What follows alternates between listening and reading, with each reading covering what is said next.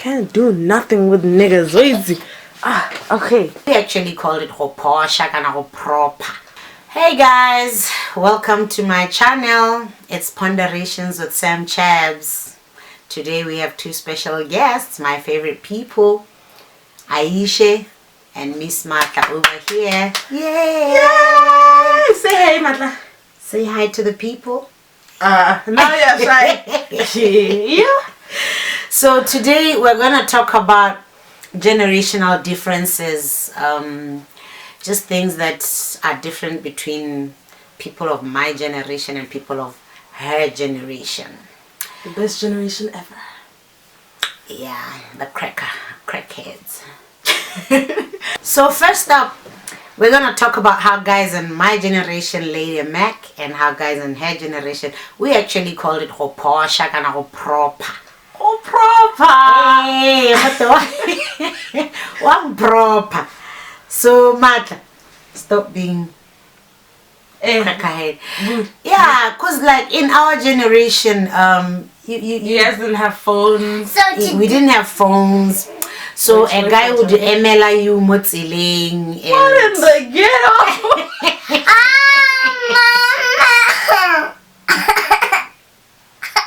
and they would like ask you out or send somebody to tell you, you're cute, I like you, and then you take about 3 weeks to a month of saying no, well deep down you knew, this is not going to work, Matt. We're gonna cut you out of the video if you're gonna be like that. Just listen, okay? Yeah, so as I was saying before, I was so rudely interrupted. In our day, when you'd wait, you'd like say no for like a month, even 2 months or even 3 months for some, and they had to persevere. You had to keep asking, buying you sweets, buying you little this and that, until eventually you say a reluctant yes. Yeah, that's how they used to do it. Alright, so I don't know how other people do this. I'm just going to be speaking from my personal experience. If a guy lays a Mac on me, Hoposha, throws bones, you get what I'm saying? If bones. My point is, for me, I have to be interested first. Honestly, I'm definitely that girl.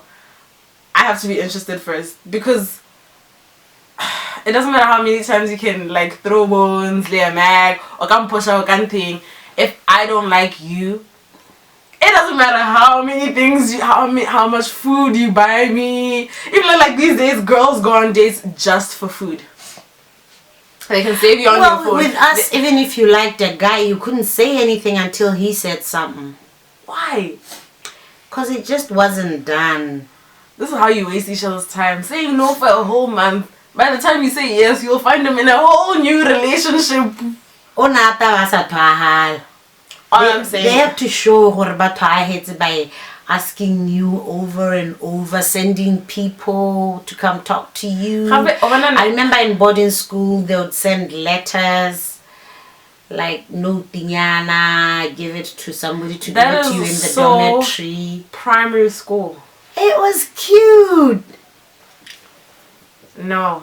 I think it was cute. If you send somebody to come and talk to me, first of all, you're wasting your time. Second of all, you're making a big mistake, because what if I end up liking that somebody?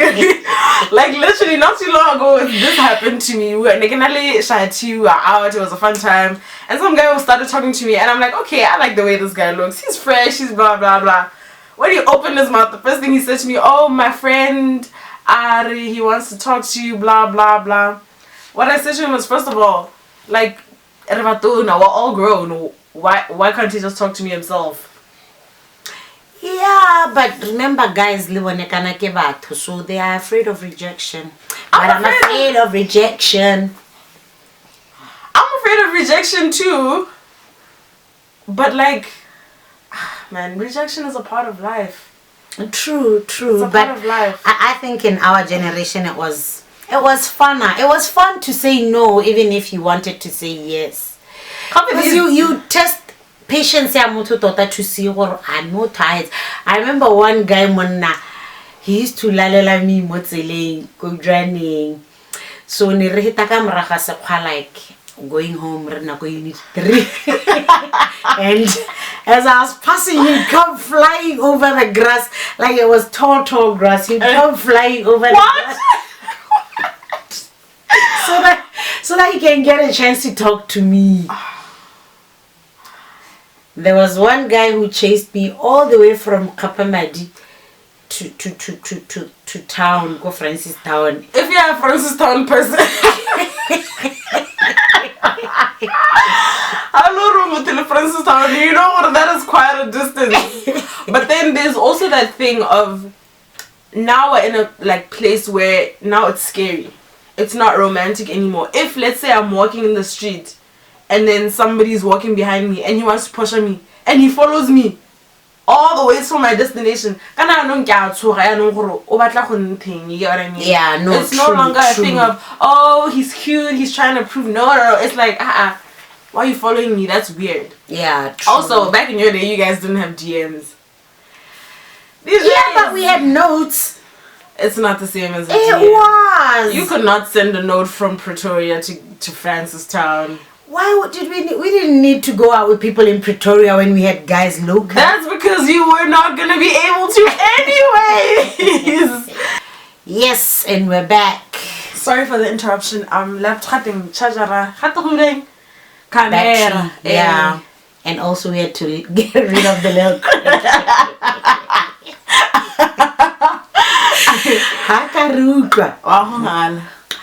Okay, next up we're going to talk about partying and clubbing. I keep telling Aisha that one of the reasons I stay up when she's out is I'm always scared that somebody's dropped something in her drink. Can we just something. make this clear? This is not always an occasion. It's not every time because there are times. Okay, it's 8. There are times I arrive home and walk into a room and she's fast asleep. And I get a remote, the end to her party, and I'm like, whoa. Hey, but phone really right by my side so that if anything happens, or somebody, I don't know, breaks your neck or something. Because, you know, anyway, what I always tell her is that during our time, it was so easy. We would go to a nightclub, buy your little drink. Wait, put it on the one of the tables, leave it there, go dance, come back, drink it, no problem. You could even say to a stranger, Rosa Loli bile drink me. Wow. Hey, just in case, usually somebody you don't want somebody else. Not drinking.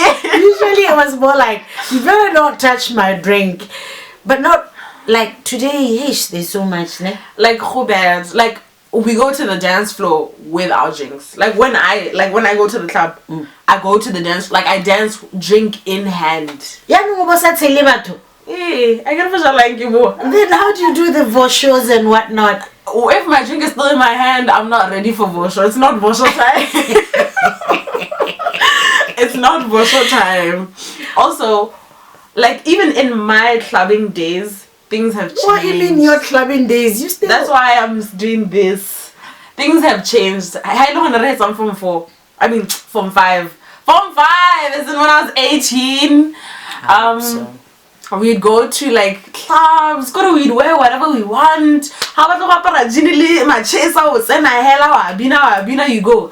These days the clubs have dress codes. You can't wear you can't wear sandals on certain days of the weekend. But like when we started off, you could wear whatever as long as you were paying for your drinks and to enter, and you are not underage. Shop. Yeah, but that was us. We. But I remember one time there was a club, where they didn't allow shorts. And then I remember one guy was fighting with his girlfriend, and we ran into the club. The guy was wearing the Bermuda. Bermuda doesn't like those beach shorts. Yeah, and then he was not allowed in. and then he had to like get one of us to swap pens with him. Wow. Wow, I hope he's not watching. That is ghetto. Anyway, that was one of the few times that they had like dress codes and stuff, but most of the time they didn't really care. Not another. Even like certain events. Okay, I don't know about events, but like club, the most popping club right now. There's certain days of the week where you can't just come just like, okay, I just left the house, I want to go and dance or whatever. You have to dress like. And then Smart, casual, talking blah, of blah. clubbing and partying, I just, the way it was so safe for us, I remember we would go to the circle. Oh, I think you've told me this. Wherever they were going. They never did nothing to us. Nah. We would dance the night away. They'd drop us off back at UB, and that would be that. The last time I went out, and it was like a situation where it was us girls, and then the guys who were driving, I didn't know them. I remember at that point in my nights, I get to 200 pool. I'm not going to touch it because this is my in case of emergency money. If anything happens, I taught you well. Because there were many girls. Like I think there was no less than 7 girls. No less than 7 girls. And you know how it is when you go out with girls relevancy. I remember that night I decided, make your way.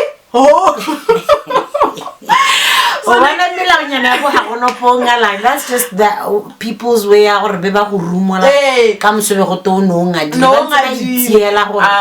that night I decided I didn't need the $200, but I remember keeping it keys so that if anything happens, I am calling a cab. No one is coming with me. If you're coming with me, you're coming straight to G North all the way. No pit stops, nothing. We're going to my mother's house, and that's that on that because I can't. Yeah, but I guess there isn't much difference between our generation and yours. We used to have house parties. You guys don't have house parties, do you? No, not really. We have sessions. We have chilled vibes. No, like real house parties. I think I've only and then been... the alcohol would be like in the bath. That's it. I've only been to one. Is it no, it's not. It's not. Don't debate that. It's any saying. And you know, and you just help yourself. I've only been to one. Also, alcohol is expensive now. Yeah, remember that? But still. I've never experienced Mukhai's alcohol prices. So when people post like super old pictures of Likarama flyers, it's like, oh, so this is how you guys used to live. Now I can't just like the whole house. Oh no. Sorry about that. I had to stop her before she went. She went on another one of her stories, and then the next thing we're gonna talk about is career options. Okay, Rona growing up, focus was on you need to finish school, go to university and work. And you were either in the sciences, or you do law, or accounting, or nursing. Just nerdy things. Yeah, sciences would include everything else. And focus during our time was on Mahats's bag. Like everybody wanted to, well, a lot of people wanted to study in the UK, wherever. So you had to pass the science, all 3 of them, in English. I feel like you're just gonna go on and on. Yeah, and it's crazy these days. You get kids, a whole straight A kid at everything, DJ, and you're thinking, I didn't do sciences in high school. Once I got the option to drop science, I dropped it. No, I'm just saying, Rona, it had to be like I don't want to say academic, formal kind of. Happen there was no thing when now rata go dira. You get me? so you're taking Hey, this. I think if I had the career guidance that you guys have, I wouldn't have gone into computer science. Really? I'm a people's person. I don't think I'd have gone into something that nerdy. Yeah. Although I did enjoy it. That's the main difference between us and you guys. Okay, for me, I think for our generation, there are different aspects of it. Because you went to a government school for high school. I went to a private school. Government school kids right now probably have a similar experience to you. I don't think so, actually. Everybody has to do science in senior. There are the pure sciences and the this sciences. I don't know. Apparently, the sciences Human and social. Whatever. I don't know if they still call it that. Whatever the hell that is. But for me, the school I went to, if you don't want to do science, you're not doing science. If you don't, if your parents hadn't signed that form and there was no science, you got to do history, what? Essentially what happened to me, I decided the only science I enjoyed was bio. And I felt like there was no reason, like in hindsight, I feel like I should have done bio because of psychology. But I felt like there was no reason for me to do bio without chemistry. And I did not like chemistry. Physics was not even in my vocabulary. I decided, you know what, that's science. They're not for me. And then, so I think also with us, because unemployment is a real thing. Because back then you knew, if I have a degree, I can at least get a job. True. Now, And the group before us actually, Nere, once you are done with school, before you finish your exam stuff 4th year, you'd be placed already in government departments and stuff. Are you serious? Yeah. You already knew where you were gonna work. But that's before us. Here, a degree doesn't mean anything. You gotta be okay, so does 18,000 other people, so what? But a straight A student doing Arwa on a DJ. You know what my thing is? Just because I'm good at something, it doesn't mean it's something I enjoy. Maybe I'm just a diligent person. Maybe I have good time management skills. It doesn't mean I enjoy maths. Yeah, but I mean, maybe you could do with sound engineering or something. Obviously. I think I understand just deciding that. I'm not going to tertiary, as you call it now. That's what it's called. I don't know. I always hear people talking about tertiary. Primary, secondary, tertiary. Whatever, tertiary. Oh, gosh. But yeah, I get it. For me personally, I don't, you know how I do YouTube. I don't think, in this country, I don't think I could do YouTube alone. Yeah. Even when I think of myself at my most independent, when I've reached a certain level of like self-actualization, I see a job, a routine. I see myself doing both things. But that could also be because of the environment we grew up in. There's some of my favorite YouTubers, like I don't know if you know him. He started Go UCT and then he dropped out. So he doesn't have a degree. He doesn't have a university degree, but he's one of the most sought after YouTubers in the industry in terms of like marketing and social media influencing. But how many of those people can you get? It's like when in people Botswana, say, I don't know. In South Africa, no, even hella global. It's like when people say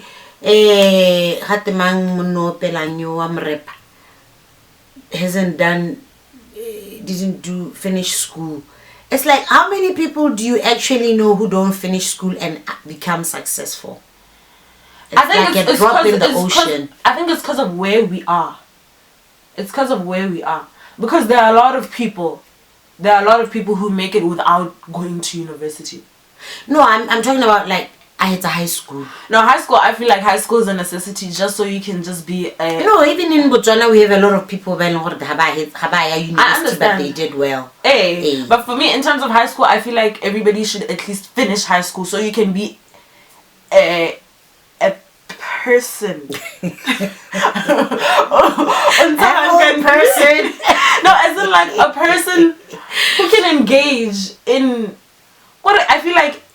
You've probably finished high school at 18, 19. which is around the time you're allowed to vote, you're allowed to drive, you're allowed to know for right or wrong. self-development. Hey, just for self-development. If you're allowed to vote, you're allowed to drive, you're allowed to be sexually active, then, as in when you're 18, 19, yes, you should at least finish high school, because then you have a lot of the tools you need to at least like guard yourself, to protect yourself. Imagine somebody who is 18, they're allowed to have sex, so somebody can take advantage of them, but because you didn't finish high school, maybe you didn't get enough guidance and counseling, and you didn't know essentially your right to say no. Yeah, true. So I think even apart from just diosabo cutting and stuff, I feel like people should finish high school so that they know better, they know a way forward, they know how to be human.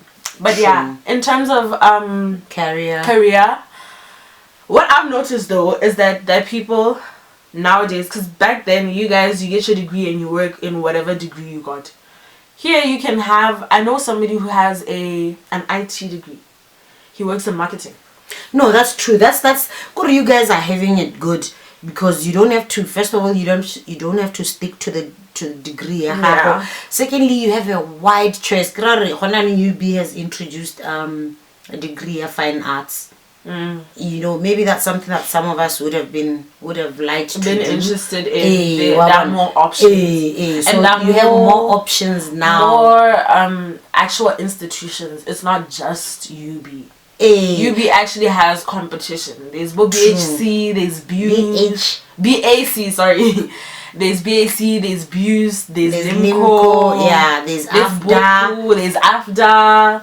So I think the options help, but hey, it's a bit rough there. But I also tend to think that my generation, besides for there was employment, etc., most of us were under pressure. Black tax. Yes. You need to finish school, work, and feed some people. Feed 200 million cousins back home. Yeah. And you guys are so spoiled. You guys stay in your mother's houses until you are 40 years old, eating your parents' food and still getting... I'm about to be out. I don't mind. Okay, when? You see? When I can afford it. As soon as I can afford it, I am. That's the crux of the matter is, who determines what can you afford it? Me. Exactly. And how it's a university and you get a job, you have 6,000, don't or I can't afford. 6,000 is rent in Gaborone. Of course I cannot afford. But there are people right now who are earning 5,000, but they're making it work. Okay. But this is the conversation we had, Khante. Parents, there's always a saying with most parents that I want my children to have all the things that I couldn't have, and not necessarily to spoil them, just so they don't have to struggle. You know what I'm saying? Now imagine my parents work really hard. It's going backwards in the circle of life. It's going backwards. Why did you change? I'm just saying, more like even just as like a family lineage or whatever you want to call it, the goal is always to progress. Yes, and next up we're going to talk about political correctness. You guys are so soft, you know. Everything is about political correctness. You can't say this, you can't say that. Oh, okay, alright, you're saying we're soft. You can't say this, you can't say that. You can't call people fat. Okay, you can't call me fat. You see, that's my point exactly. The reason we're fighting so hard is that it's been like, I don't want to call it a generational curse, but it has. Like a friend of mine, men are dying of suicide and depression because they're being told he has nobody to nowhere to out his no, that's true. And our generation was brought up I know I used to be one of those people who just could not stand a crying man. And then I remember I was watching Beauty Shop. Remember they were talking about a crying man. And somebody said, show me a man who doesn't cry, then I'll show you a man who hates something. You see? Yeah. You see? So that had me. They don't have an outlet. A healthy outlet. And so it becomes toxic. Even with the women, you get taught, if your man cheats, you gotta stay, blah blah blah. And it's like, whoa. And you know, like, you know how it's taken in the sense that you share the tool, but also the fact that they chose a very violent tool. It cuts trees, it breaks the animal's bones after slaughter, blah blah blah. So essentially what they're saying is, as much as a man can go around, he also has to be strong and brute and whatnot, which is terrible for both sides, because the woman has to sit and deal with all this nonsense that... Yeah. No, when it comes to that, I totally agree with you. I'm just saying our generation was raised differently. We were raised to just get on with it. And I understand that. Even things like going for work counseling, it wasn't something that was easy. It's not easy even now for people of my generation to accept I need help. Because now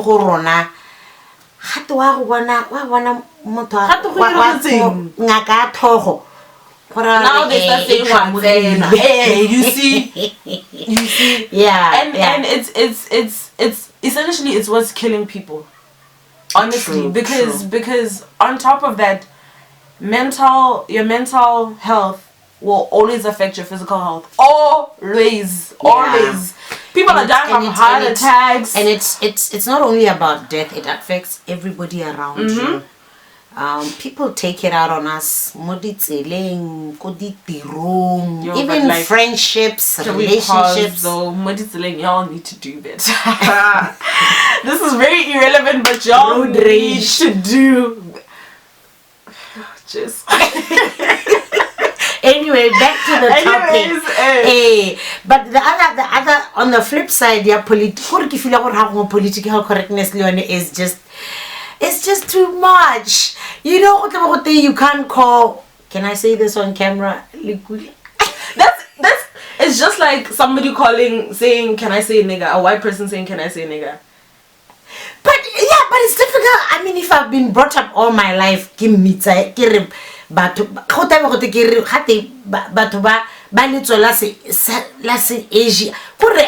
just doesn't even make sense to me.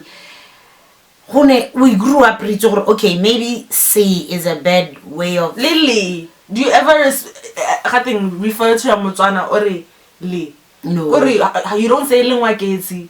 How you know how you feel when people say lekalaka? I actually don't care because my worth is not determined by that, but yeah, but it's diminishing. I know. I'm just saying that it's very difficult for us because we grew up and it's not an excuse. That I'm not making an excuse. I'm just saying it's difficult. It's difficult to adjust.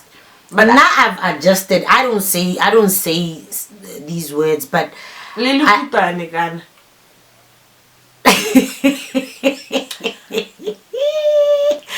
yeah, but can you say libur?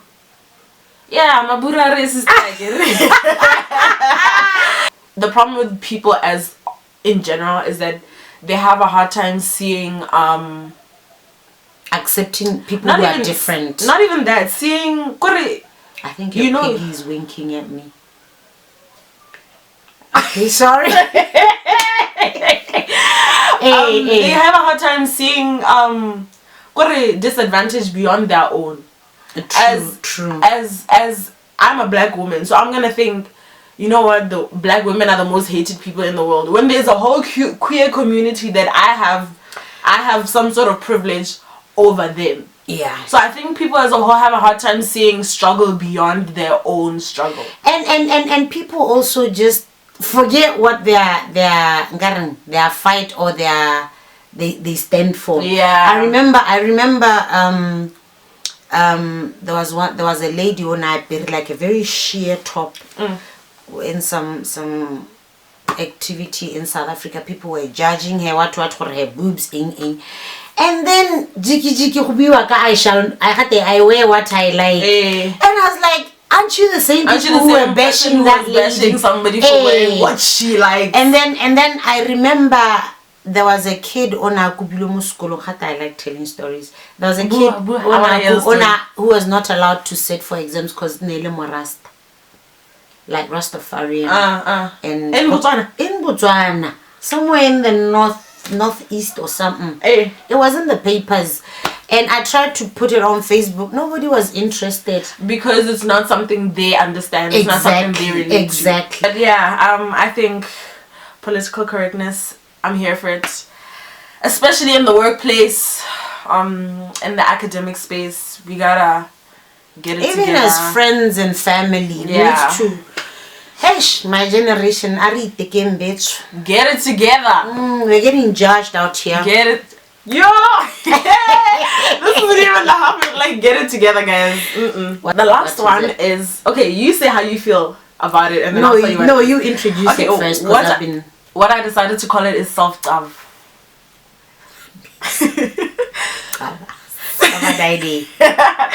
Essentially, self-love is when you see yourself, you rate yourself, you respect yourself. You know,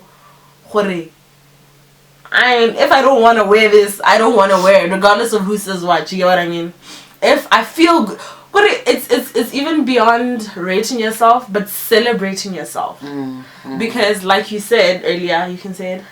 Or you guys were, oh no, I can't say I'm beautiful. Yeah, I was saying to her, what amazes me about y'all's generation is you are so vain. I always say to her, Nana, you're so vain. You like looking at yourselves in the mirror, and then you'll be talking about how beautiful you are.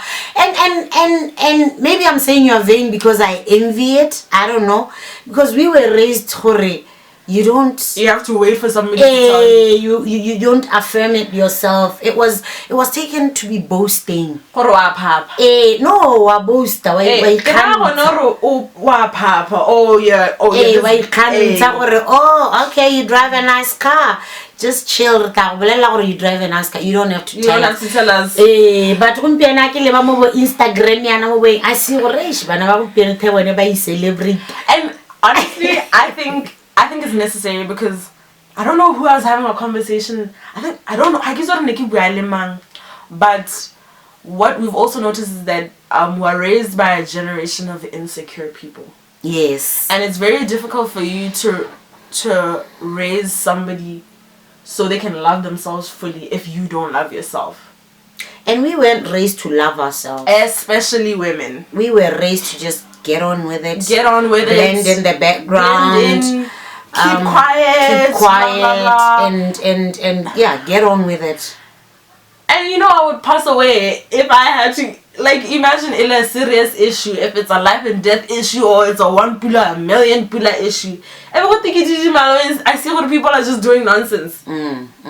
I think as much as it has its negative sides, because it can also fuel this thing, people are better than other people. It's also, especially on Twitter, what I've seen on Twitter is that it's built a culture of celebrating other people, because you'll find in Eastern Cape. Listen, Mama, stop it. My point is, in Eastern Cape, UK, blah. I've never met this person, but because this person can post sharing their celebration, one, I can be able to celebrate with them and not feel any kind of negativity, and two, it's inspiring. Our generation, one, it will be like, hey, how about it's gonna go when he comes to town? And then those people will be reminding you, or I knew you when you were a nobody. Hey, I knew you when. And then lastly, it will also be like, I think it's envy. Yeah. It's envy or but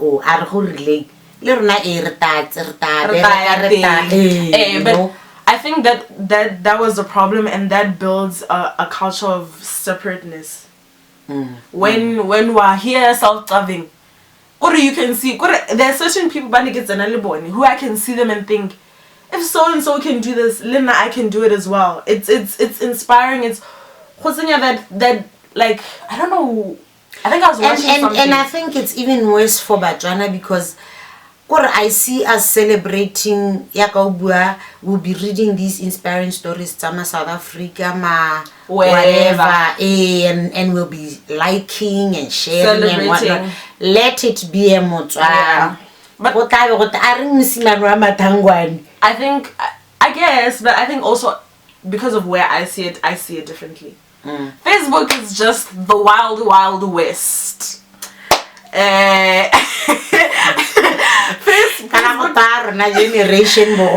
Facebook is just a whole other place. But from what I've seen on Twitter and the people I follow and the people who follow me, I can just post a picture of myself and say, oh guys, I felt cute today. I haven't been having a good day. And I can like go months without talking to this person and they'll celebrate me and stuff like that. It's true. From what I've seen, I guess I've seen the positive side of it. No, I have as well. I mean, I've celebrated Batswana on Twitter, on some of those that I follow on Instagram. Yeah, I think. Which reminds me, I always get such a shock when somebody's following me on Instagram because I always ask myself, where did you find me? You know. No, but I think it's one of those things where it takes time. Yeah, to grow the togetherness thing. True. Or it's like on Facebook, Wawan, you will go on holiday or whatever, and you will share your pictures, and then you'll be judged or you're showing off. You're showing off. Wara. Meanwhile, when you are just celebrating, I can post the picture. Just skin in the sun and you'll hear, oh, shine, glow, girl, come through with the sunshine, you know, those kind of things. Yeah. So I guess it just takes time. But I also think the self-doubt thing is a confidence booster. You can't give your best to others without, you can't pour from an empty cup. Yes. But you know, one thing I've realized about our generation is we can self-love about our children, for instance. Because I'll boast away about how good my daughter looked, what. And then when I post a picture of myself, even though I know I look good in the picture, I won't say anything, I'll just post a picture. Self-love, mama. And then I'll wait for people to say, oh, you look good. But these days I'm learning. Oh, I feel good. I felt cute today. I felt mad cute. Because also, I want to tell you what the language is a thing. How the more you say something, the more we believe it. That's why people say don't talk negatively to yourself, because so sometimes you have to like fight through the day and tell yourself, well, you know what, God don't like ugly, but he likes me. So definitely I'm not ugly. Exactly. Also, I feel like calling people ugly is a very ugly thing to do. Especially the word ugly specifically. It's such a... But anyway, that's a story for another day. Yeah. I tried to avoid it, but today I made a comment on Facebook that I regret now, but... Oh no, he's I don't want to talk about it. We can't talk about it here because feds are watching, but he deserves it. He did an ugly thing. And he deserved my comment. He did a very ugly thing. You are leaving your viewers with some messages. Yes, I was saying, guys, for my generation, we're doing a good job actually. We're raising this bunch of selfish, in a good way, confident kids who can really do whatever they want. Beautiful. Yes. And to you kids, be patient with us. Talk to your parents, talk to your aunties and your uncles and your whatevers. The people teach us, but don't be rude about it. Don't be impatient with us. Even parents, adults, don't be rude. Like parents have, not even parents, but adults have this thing of picking and choosing when you're an adult. So when it's time for me to pay my own bill, not you, but like with other people, when it's time for me to pay my own bills and stuff, and I'm an adult, when it's time for me to tell you what you're doing is wrong, I'm a child. True. Yeah, I guess that's it, guys. Don't forget to comment, like, and subscribe to my channel. Peace. And we'll see you guys in the next video.